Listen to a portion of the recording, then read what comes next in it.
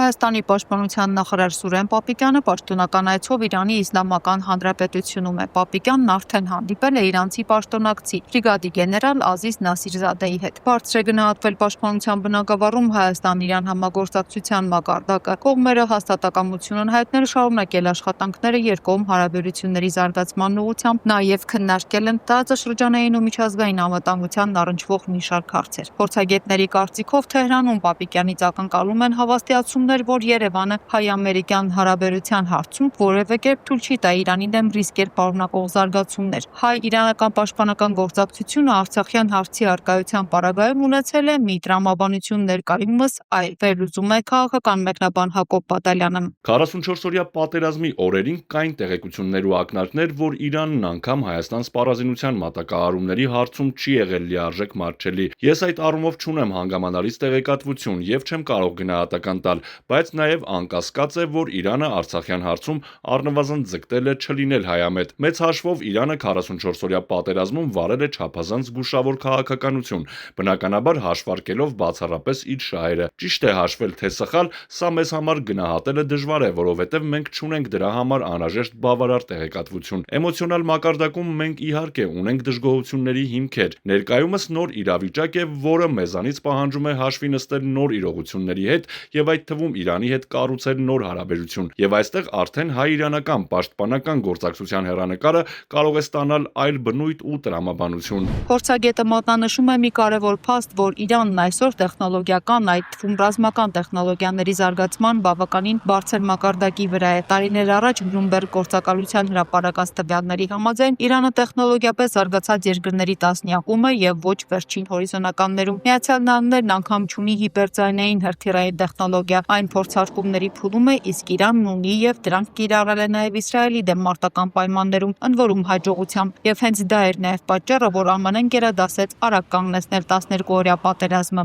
Իրանական ռազմական տեխնոլոգիաները զգալի մասով հաջողությամբ կիրառվում են նաեւ ուկրաինական ճակատում։ Իհարկե, այսպես ասած ոչ պաշտոնապես, իսկ ռազմական տեխնոլոգիաների հարցում կա թերևս այսպիսի մի պարագա։ Շատ կարևոր է ոչ միայն այն, թե դրանց հատկանիշները ինչպիսին են ինքնին, այլ նաև այն, թե որքան են պրակտիկ, այսինքն մարտական փորձարկում անցած, որքան են պատերազմ անցած, այլ կերպ ասած ոչ միայն ինչպիսին են որպես ցուցանմուշ, այլ իբրև կիրառված զենք։ Այստեղ Իրանը պետք է որ հետաքրքիր լինի Հայաստանի համար։ Իհարկե, թյուրըմբռնումներից խուսափելու համար շեշտեմ, որ հիպերձայնային տեխնոլոգիան բերել եմ զուտ իբրև Իրանի տեխնոլոգիական առաջադիմության օրինակ, այլ ոչ իբրև հայ-իրանական հարաբերության մեջ ընդգրկման ենթակա։ Մյուս կողմից էլ հստակ ցուցադրվում է, որ Պարսից ծոցում ամերիկյան ուժերի կուտակումը շարունակվում է։ Եվս մեկ ավիակիր Ջերալդ Ֆորդը, որն ամենամեծն է ԱՄՆ ռազմածովային ուժերում, անցել է Ջիբրալթարի նեղուցով եւ միացել Իրանի ափերի մոտ ամերիկյան ուժերի խմբավորմանը։ Ամերիկյան արմադայի ռազմական ներուժն այժմ մոտենում է այն խմբավորման մակարդակին, որը 2003-ին ներխուժեց Իրաք։ Այս ֆոնին Հայաստանի կառավարությունը կրկին զբաղված է փողոցային ռազմորկաներով, գրում է ԱՄՆ Սթենֆորդի համալսարանի քաղաքագիտության պրոֆեսոր Արթուր Խաչիկյանը։ Միացյալ Նահանգները տարհանում է իր զինծառայողներին տարածաշրջանի ռազմականներից։ Տարածաշրջանում այնքան շատ ռազմական ինքնաթիռներ կար, որ դրանց տեղ չի բավականացնում Մերձավոր Արևելքի եւ Եվրոպայի ամերիկյան ավիաբազաներում։ Խաչիկյանը թվարկում է իրադարձությունների զարգացման ամենահավանական սցենարները։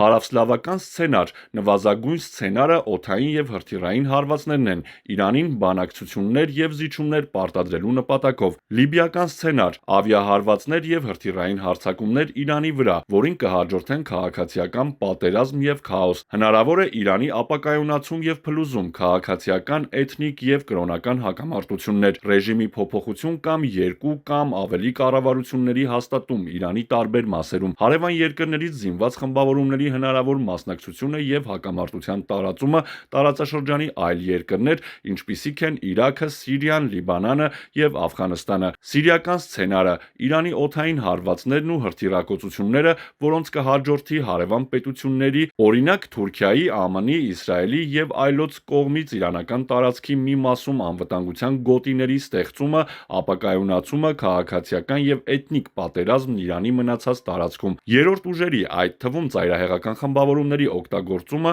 իրանական տարածքի մի մասը գրավելու համար, ինչպես դա արվել է Սիրիայում։ Սցենարներից մեկն էլ վենեսուելականն է՝ Իրանի վարչակազմի առաջնորդների ոչնչացում կամ առևանգում։ Եվ վերջում, որը փորձագետն ամենաքիչ հավանականն է համարում, իրաքյան սցենարն է՝ օդ օդային եւ հրթիռային հարվածներ, որոնց կհաջորդի ցամաքային ներխուժումը եւ Իրանի տարածքի զգալի մասի գրավումը։ Դա իսկական ապոկալիպսիս կլինի եւ ամերիկացիների եւ ամբողջ տարածաշրջանի համար։ Խաչիկյանը ահազանգում է Հայաստանը պետք է շատ ուշադիր հետևի իրադարձությունների զարգացմանը, ոչ մի դեպքում չներգրավի հակամարտության մեջ եւ թույլ չտա Ադրբեջանի ու Թուրքիայի կողմից Սյունիքի գրավումը, քանի դեռ ամբողջ աշխարհի ուշադրությունը սևեռված է Իրանի վրա։ Չնայած ըստ նրա Հայաստանն առանց այդ էլ ոչ ոքի պետք չէ։